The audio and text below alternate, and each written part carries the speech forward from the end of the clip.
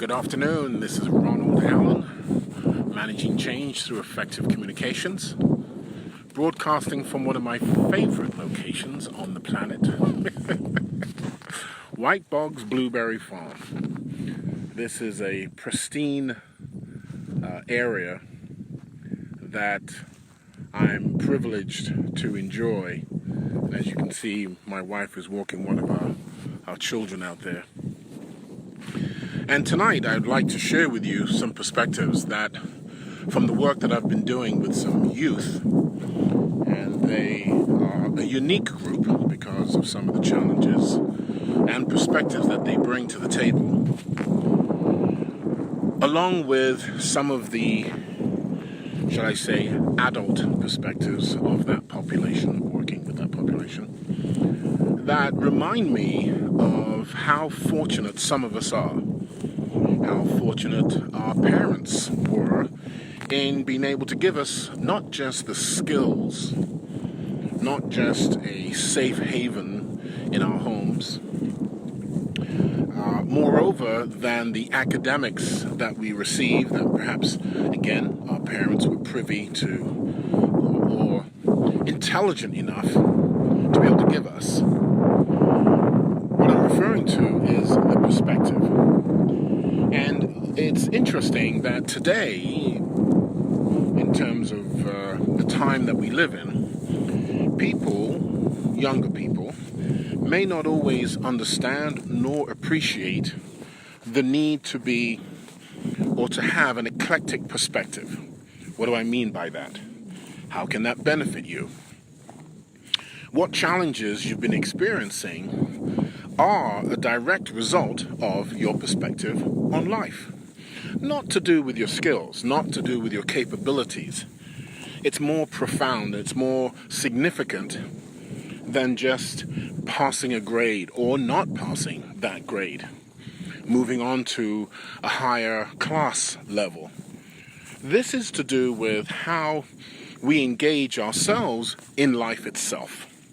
So, for example, at my age, many of the people that I grew up with, went to school with, even at the college and graduate levels of schools that I attended, they're downsizing themselves because that's the program they've been given. That's the script. If you think of a play or a movie, there's a script. Life today has significantly changed in terms of opportunities that people have and communities that people can engage with. I emphasize that last one simply because if you think of generations of age groups, people will say that there's a generation gap. People will say that you're a millennial, you're a X generation, and all these other fanciful terms which are codified by some social expression by some individuals who are trying to pigeonhole. Which is also interesting because young people say they're individuals, yet they tend to be herded quite comfortably, which is the underlying current of some of our behaviors. We want to be part of a group. We want to be part of a club. We want to be part of a community. Yet the community that we're, in some cases, associated with actually have no bearing on our own interests. So I wanted to share with you just a few perspectives that maybe can enlighten, maybe can let you see that you're more than those categories, those definitions, those descriptions. So with my parents originating from Trinidad and Tobago, my mother's perspective was how to engage us, actually immerse us in a very Western culture because she saw that as the dominant force. Make no mistake about it. When you hear of what's happening in Brazil and the rainforest that hits 3 countries, Peru, Brazil, and I apologize, I do not remember the third country, This movement, colonization if you will, is still wiping out indigenous people from their land, from their lives, from their very culture. Understanding that doesn't make it right or wrong. Appreciating that you can still be immersed, part of, and yet not, shall we say, blinded by it. It's a bit like when I first came here to the States. I said, love America, I don't want to become Americanized, because some of the behaviors I don't feel were healthy. Okay, let's just leave it at that. They weren't healthy. So, by engaging with certain Americans who have been perhaps born and raised, as opposed to those like myself who were immigrants and we came over still at a developing age, and then you had those who were third and fourth generation, there is a definite social behavioral difference when it comes to the perspective of the world. What I also learned and realized from this is those of us who realize where our standard of living is derived, others have to sacrifice, and are sacrificed, make no doubt about it, then we need to be even more privileged because we could have been that collateral damage.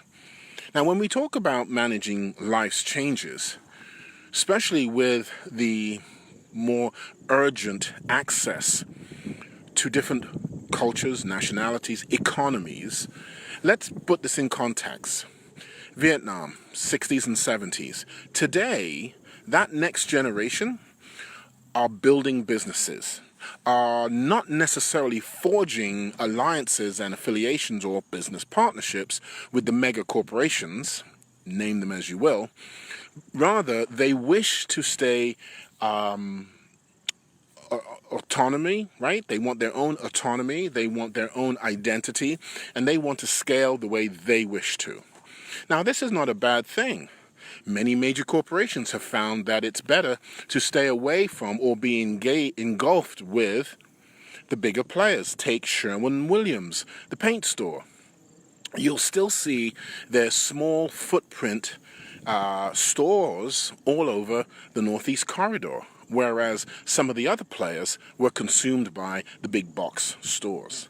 So right there's an example of how our perspective can be skewed, thinking that this new behemoth of economic power is the way to go, when in fact there is a nice comfort range. You know, I've spoken before on previous live chats about a minimum floor under which you can't survive, and above which maybe you're cooking the books. Maybe there's something not exactly kosher. So let's continue and let's take a look at some other areas that I've begun to realize are real assets, real benefits for having parents that have immersed me in a culture, given me a perspective, and allowed me to be the individual that I am simply because all of us are. Let's take a look then at people and business opportunities. Once again, just came from a broker of family products, almost like a Procter & Gamble, just on a much smaller scale. Now, many of us go off to shop at, once again, not just the big box stores, but perhaps the larger supermarkets. ShopRite, Aldi's. Obviously, the big box stores would be Costco, right? There would be, Walmart.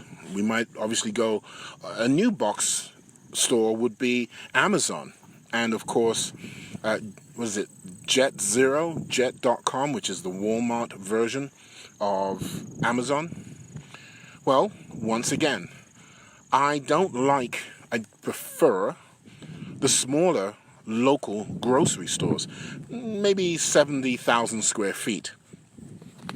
what I realize, what I'm looking and recognize the value of those stores is that I actually get a chance to engage with the store owners, some of the vendors when they're setting up their merchandise, and certainly conversations with the consumers. And a case in point was just this evening when a gentleman I stumbled across, we were just walking down the aisles, and he asked me about canola and pure virgin olive oil.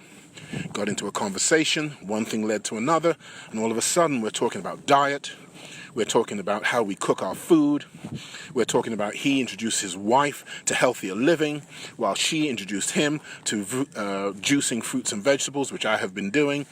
And so one simple perspective, a preferred perspective of how you wish to engage with others, how you wish to manage your day, can be so rewarding. And not just, I've got to go to the grocery store to buy groceries. So there are two very simple examples of how our everyday experiences can be interpreted to be very empowering, to be a confirmation of our sense of abundance, and understanding both the economic and social preferences that we individually aspire to, and then can confirm by reenacting those experiences as opposed to saying, well, I have to go to Costco, which, by the way, my wife and I used to shop at a Costco. We did some due diligence, like project management, quantification, qualification, and we found that the cost per unit of some of the products, such as laundry detergent, softener, even the dog food, the per unit was not necessarily a better savings. So once again, it's taking back a sense of who and what you are, reinforcing it by daily actions, and then a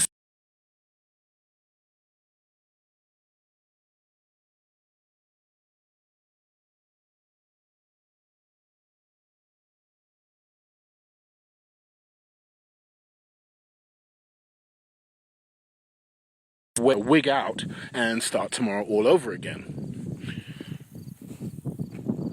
What perspective did your parents give you? The flip side of this is also wonderfully empowering, wonderfully eye-opening. If you did come from a structure that was not as aware or as supportive as I've just expressed, you can decide to begin that process. You see, the irony is, just because you have or don't have, it doesn't mean you always will.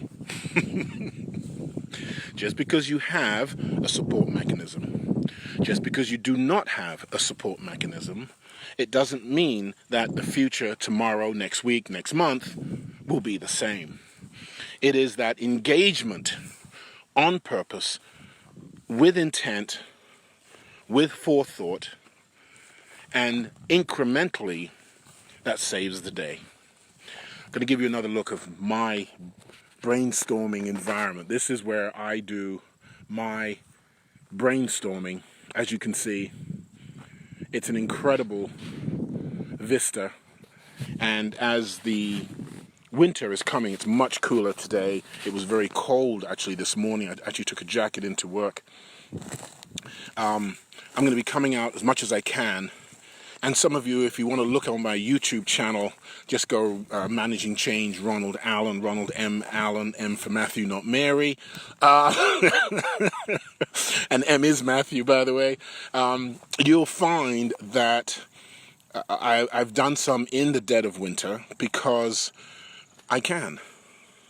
And that is managing life's changes.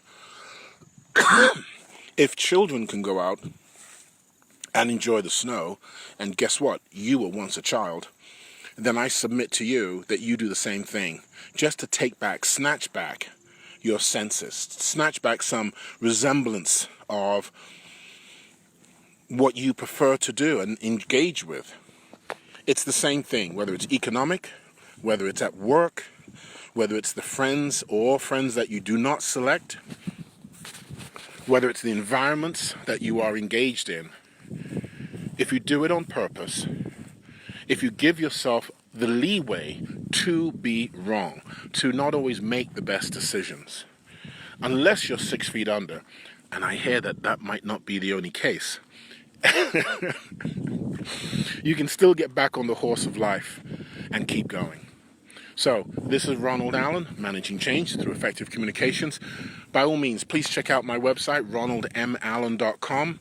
I've just put 3 books up under the store. All 3 are on Amazon. My Udemy course, Success, It's All in Your Mind, is now up on the site.